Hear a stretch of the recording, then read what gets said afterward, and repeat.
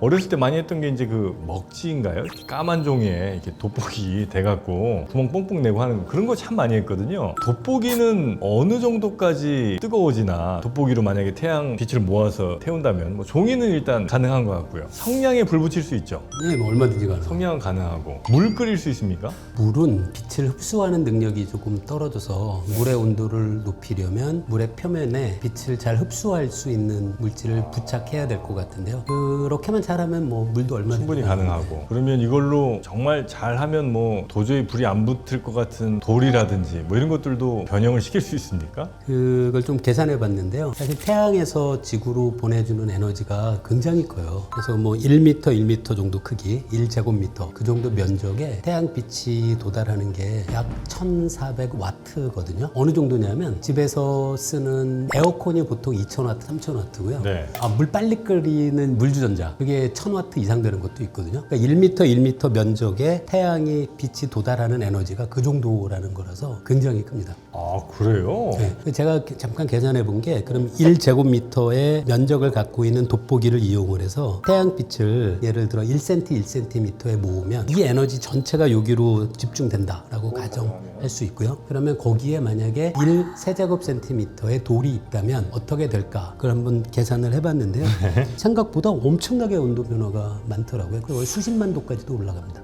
에? 그래서 돋보기로 돌을 녹이는 건 얼마든지 가능해요. 돌에 녹는 점이 대개 1400도 정도래요. 네. 그 온도까지 간다고요? 예, 얼마든지 가능합니다. 그거 찾아보니까 실제로도 태양빛을 이용을 해서 암석을 녹이는 실험했어요? 예, 그걸 한다고 해요. 그 공업적으로도 이용하는 것 같더라고요. 아니 근데 예를 들어 촛불 한 개로 돌 못 녹일 거 아니에요? 예, 그건 온도가 낮죠. 100개 모인다고 해도 온도는 어쨌든 크게 안 올라가잖아요. 아, 그게 이제 아주 재밌는데요. 촛불은 아무리 여러 개가 있더라도 촛불의 온도는 기껏해야 거기에 멈춰 있죠. 네네네. 근데 이 엄청난 면적에 있는 태양빛을 하나로 모으면 집중되잖아요. 그래서 당연히 아주 좁은 영역으로 모으면 당연히 온도를 아주 높일 수 있어요. 아, 그래요? 네. 그럼 예를 들어 진짜 지름 1kg짜리 뭐 이런 걸로 하나 저 하늘 위에서 모아갖고 네. 집 태우면 집도 타겠네요? 네, 집도 탑니다.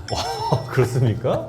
그래서 요 얘기 듣고 또 계산해 본 게 달빛으로는 어떨까였거든요. 달빛이 안 되겠죠 당연히. 근데 달빛이 우리가 굉장히 약하다고 생각하잖아요. 근데 계산해 보면 달빛이 태양이 공급하는 에너지에 비하면 50만 분의 1이라서 정말 작아요. 1cm, 1cm, 1cm인 예. 돌을 1m 돋보기로 녹일 수 있을까? 이거 안 녹아요. 이거는 달빛이 워낙 약해서 온도가 1도도 안 오르는 것 같아요. 근데 말씀하신 것처럼 크게 하면 되는 거죠. 돋보기를. 아, 돼요?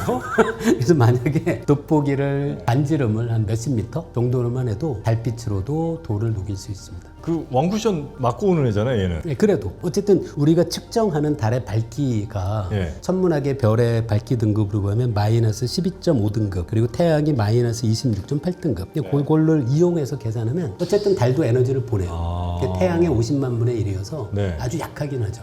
그러면 돋보기를 크게 하면 되는 거죠. 근데 저도 확실치는 않은데 이런 것을 고민해 본 적이 없어가지고 달의 표면 온도가 햇빛을 받고 있다 하더라도 그 표면의 온도 자체는 사실 뜨겁지 않잖아요. 그러면은 이렇게 적용할 수 있을지 모르겠는데 광원에 해당하는 달보다 아무리 빛을 모은다 하더라도 광원보다 더 뜨겁게 가열시키는 게 가능한 건가요? 그거 재밌는 얘기 같은데요. 그러니까 태양으로 우리가 빛을 모았을 때 태울 수 있는 거는 태양빛 자체가 뜨거워서라고 생각을 했거든요. 우리가 광원의 온도로 측정할 수 있는 에너지는 그 광원의 단위 면적당 방출되는 에너지인데요. 만약에 광원이 정말 크다. 그러면 당연히 그 면적을 곱해야죠.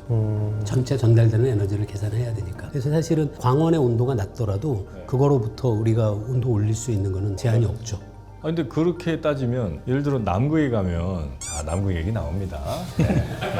남극에 가면 눈이 엄청 많잖아요. 얼음. 태양이 남극에 왔다가 반사돼서 가는 친구들이 많을 거 아닙니까? 반사돼서 가는 애들 돋보기로 모아서 요 어디선가 허공에서 태우면 얘도 뜨거워질 수 있다는 말씀이세요? 네. 아, 그래요? 상관없습니다. 그건 굉장히 또 중요한 이야기인 게 거기가 뭐 춥고 이렇게 생각하지만 반사돼서 오는 그 태양이 워낙 세가지고 그것 때문에 타거든요. 그래서 이제 반드시 선크림을 발라야 되고 아, 그래요? 굉장히 강합니다. 그 반사돼서. 반사돼서 오는 빛이? 예, 그걸로 타요.